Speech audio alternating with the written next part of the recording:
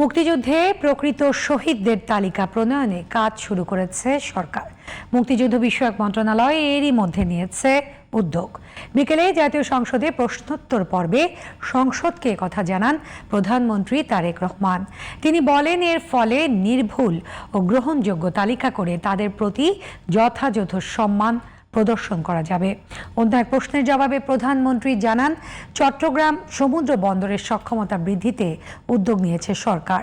Cyrus মাহমুদের report. কেসারেন শেকড় থেকে শিখরে। বাংলাদেশ জাতীয়তাবাদী দল বুধবার বিকেলে জাতীয় সংসদে প্রশ্নোত্তর পর্বে প্রধানমন্ত্রী বলেন, মহান মুক্তিযুদ্ধে অগণিত মানুষ গণহত্যার শিকার হয়েছেন। তবে দুঃখজনক হলেও সত্য, স্বাধীনতার পর যাদের দায়িত্ব ছিল মুক্তিযুদ্ধের শহীদদের একটি নিরপেক্ষ, সঠিক ও পূর্ণাঙ্গ তালিকা প্রণয়ন করা, তারা সে দায়িত্ব যথাযথভাবে পালন করেননি। তিনি আরো বলেন, শহীদদের তালিকা তৈরির প্রক্রিয়ায় রাজনৈতিক প্রভাব যুক্ত করা হয়েছিল সে সময়। এই দল বীর মুক্তিযোদ্ধা, স্বাধীনতার ঘোষক শহীদ রাষ্ট্রপতি জিয়াউর রহমানের দ্বারা গঠিত এই দল। স্বাভাবিকভাবেই বাংলাদেশ জাতীয়তাবাদী দল বিশ্বাস করে মনে প্রাণে যে মুক্তিযোদ্ধা এবং মুক্তিযুদ্ধের প্রতি তাদের দায়িত্ব, পবিত্র একটি দায়িত্ব রয়েছে। যাদের দায়িত্ব ছিল দেশ স্বাধীনের পরে একটি সঠিক নিরপেক্ষ তালিকা তৈরি করা মুক্তিযোদ্ধাদের, তারা সেটি করেনি। পরবর্তীতেও বিভিন্ন সময়ে এই লিস্ট তৈরিতে বিভিন্ন রকম সমস্যা তৈরি হয়েছে। বর্তমানে সরকার চেষ্টা করছে বিভিন্ন বিশেষজ্ঞদেরকে নিয়ে যাতে আমরা একটি পূর্ণাঙ্গ সঠিক মুক্তিযুদ্ধের তালিকা, মুক্তিযোদ্ধাদের তালিকা তৈরি করতে পারি।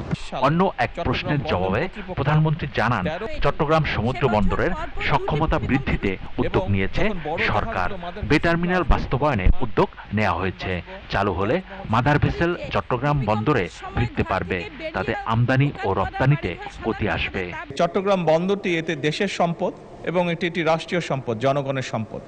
এখানে কোনো কাজ করতে গিয়ে যদি দুর্নীতি হয়ে থাকে, সেটি যখনই হয়ে থাকুক না কেন, অবশ্যই দেশের আইন অনুযায়ী যারা এর জন্য রেসপন্সিবল তাদের বিচার অবশ্যই হবে। এবং একই সাথে আমাদের সরকারের প্রচেষ্টা থাকবে যে কোনো জায়গায় রাষ্ট্রীয় সম্পদের অপচয় যেন না হয়, এবং একই সাথে আমাদের প্রচেষ্টা থাকবে যে দুর্নীতি মুক্ত একটি পরিবেশ পর্যায়ক্রমিকভাবে গড়ে তোলা।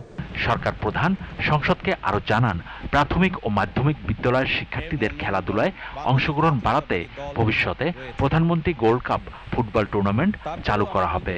গত কিছুদিন আগে প্রাইমারি স্কুল লেভেলে বাচ্চাদের, ছেলে এবং মেয়ে উভয়ে একটি ফুটবল ম্যাচ অনুষ্ঠিত হয়েছে, যেটি প্রায় 22 লক্ষ বাচ্চা অংশগ্রহণ করেছে। ইনশাল্লাহ আগামী বছর থেকে প্রাইমারি স্কুলের বাচ্চাদের জন্য আমরা প্রাইম মিনিস্টার্স গোল্ড কাপ শুরু করতে যাচ্ছি। এটি প্রাইমারি স্কুল এবং পর্যায়ক্রমিকভাবে আমরা সেকেন্ডারি স্কুলেও ইনশাল্লাহ এটিকে নিয়ে যাব। Cyrus Mahmud, GTV news, Dhaka.